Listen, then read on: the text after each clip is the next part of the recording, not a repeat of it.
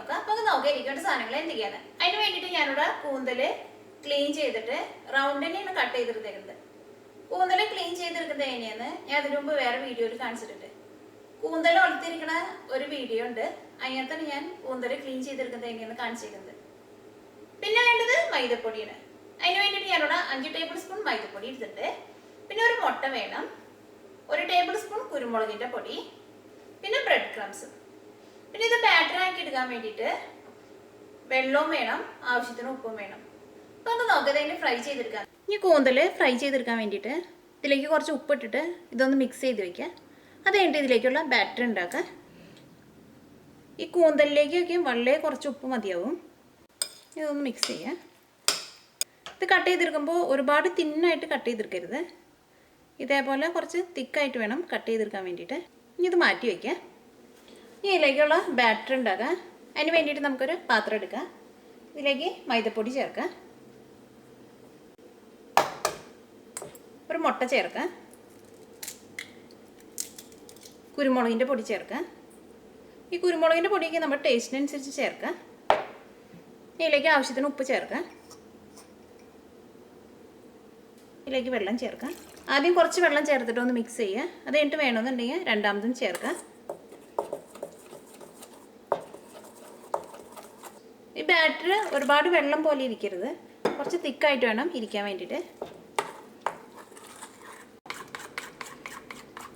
അപ്പോൾ batter mix ചെയ്തെടുത്തിട്ടുണ്ട്. ആ ബാറ്റർ നമ്മൾ മിക്സ് ചെയ്തെടുത്ത് കഴിയുമ്പോൾ ഇതേപോലെ ഇരിക്കണം. ഒരുപാട് തിക്കായിട്ട് ഇരിക്കുകയും ചെയ്യരുത്, ഒരുപാട് വെള്ളം പോലെ ഇരിക്കുകയും ചെയ്യരുത്. ഇനി ഇതിലേക്ക് കൂന്തലിട്ടിട്ടൊന്ന് മിക്സ് ചെയ്തെടുക്കണം. അത് കഴിഞ്ഞിട്ട് ഇതിനകത്ത് നമ്മൾ കൂന്തലെടുത്തിട്ട് അത് ബ്രെഡ് ക്രംസിൽ ഒന്നും കൂടി ഒന്ന് മിക്സ് ചെയ്യണം. അത് കഴിഞ്ഞിട്ട് വേണം ഇത് ഫ്രൈ ചെയ്തെടുക്കാൻ വേണ്ടിയിട്ട്. ഇതിലേക്ക് നമുക്ക് കൂന്തൽ ചേർക്കാം.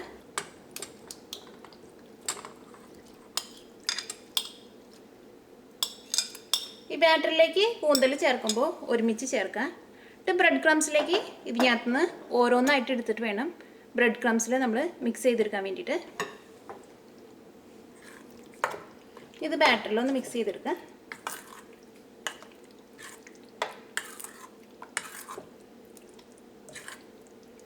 ഇത് നീക്കി വയ്ക്കാം. ഇനി കുറച്ച് വലിയൊരു പാത്രം എടുത്തിട്ട് ഇതിലേക്ക് ബ്രെഡ് ക്രംസ് ഇടാം.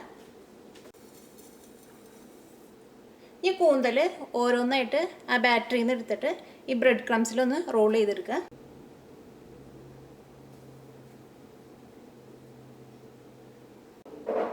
ഇത് കഴിഞ്ഞിട്ട് വേറെ പാത്രത്തിലേക്ക് മാറ്റി വയ്ക്കുക.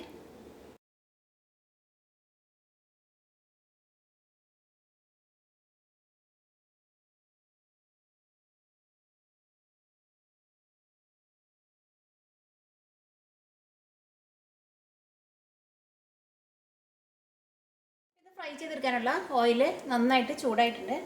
ഇതിലേക്ക് നമുക്ക് ഓരോ സ്കിഡായിട്ട് ഇടാം.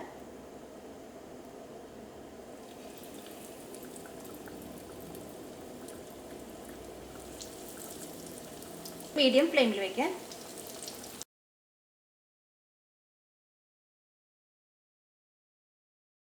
ഇപ്പോൾ ഒരു സൈഡ് മുരിഞ്ഞിട്ടുണ്ട്, മറ്റേ സൈഡ് തിരിച്ചിടാം.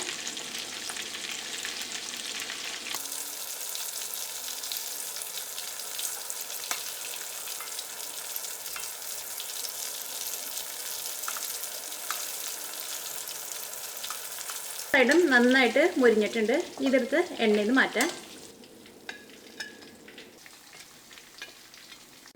ഇപ്പോൾ കൂന്തൽ ഫ്രൈ ചെയ്തെടുത്തത് റെഡി ആയിട്ടുണ്ട്.